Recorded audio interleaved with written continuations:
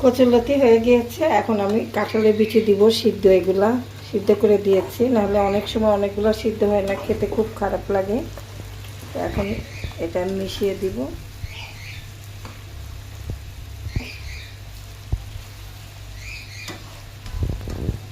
কিছুক্ষণ রাখবো।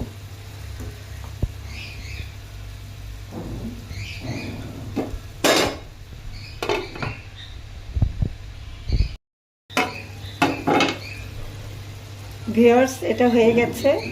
আপনাদের যদি ভালো লাগে আপনারা নাহার স্পেশাল রেসিপিতে লাইক দিবেন, কমেন্ট দিবেন, শেয়ার দিবেন, একটু কষ্ট করে ফলো দিবেন। আর আমার ইউটিউব চ্যানেলে আপনারা সাবস্ক্রাইব করবেন, লাইক দিবেন, কমেন্ট করবেন। ধন্যবাদ। শুটকি কষিয়ে নিয়েছি। এখন আপনাদের লতি দিয়ে, নারকেল দুধ দিয়ে, কাঁঠালের বিচি দিয়ে একটা